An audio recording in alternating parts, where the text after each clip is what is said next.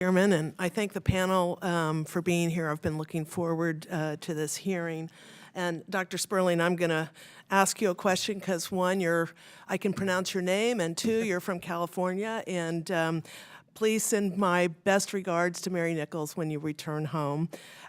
You talked in your opening comments about aligning environmental goals with transportation goals, and I know, in California, I think we've had a very successful program, the California Sustainable Communities Program, and I wanted, if you could talk a little bit about that particular program, and I want to drill down a little bit more and talk about where the sort of carrots and sticks are to incentivize. I'll give you the quick answer and then you can elaborate. And that is, we did pass a law in 2008 known as SB 375, Sustainable Communities Act, and it assigned targets to every metropolitan area to reduce greenhouse gas emissions associated with passenger travel. And in some ways it was successful in that it changed the debate. It really got the transportation community in particular aware that what we're trying to achieve with climate policies really was very well aligned with what they were trying to achieve in terms of better investments in infrastructure and better planning. But what it failed at is it did not have any substantive carrots or sticks. And that's where we are. That's kind of motivated much of my testimony is we need to create those carrots because we need the communities, if they're going to invest in putting in more chargers, or if they're going to build protected bike paths, or if they're going to invest in transit, that they need to be rewarded.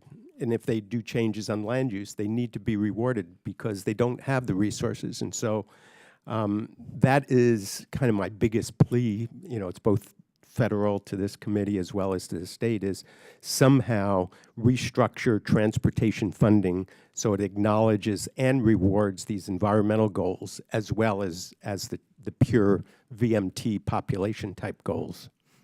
And I certainly understand, and we all like carrots more than we like sticks, but what suggestions do you have around the stick portion? Yeah, I spend a lot of time talking to mayors and city councils about some of these new ideas, and the reality is they have very few resources available.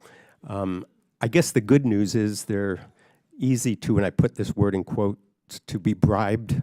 They're very easy to bring resources to, small amount of resources will motivate changes in behavior. But our cities, they've been strapped, they've been, for so many years, they've been, they've had their funding cut back so much, they don't have a lot of capacity and resources. And so any program that does target, that support, like getting rid of some of the silos with transit so that transit money can be used for public-private partnerships as well as to support the operations of the transit operators.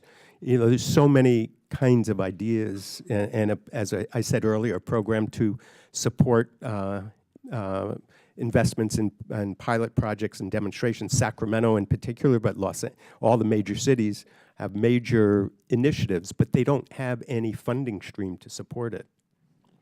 Are there any good examples of experimentation in California that's come from private industry, if you're saying the resources aren't there?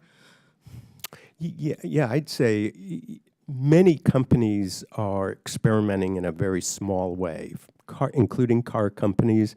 Car companies are helping electrify Uber and Lyft cars, and they're doing that mostly on their own so far. There's various kinds of programs for van pools, electrifying van pools, some of it subsidized, but there's some companies that are taking initiative. So there's some, but the problem is, and it's just like I'll go back to this discussion about electric vehicles. Every major car company in the world is fully committed to electrifying. This is not a question anymore. They've got They've got the supply chains, they've got the technology. They're just waiting for some either consumers to switch their behavior or incentives to be created, and they're going to be moving forward in a major way. And it's the same thing with all of these kinds of ideas. You know, the change happens slowly. Institutions have been, you know, unchanging, especially transportation institutions, for so long that they don't have the capacity and creativity. So the companies come along, they have ideas, but they run into roadblocks over and over again about how to get that funding and to get the permits and so on. Thank you, Mr. Chairman. I yield back.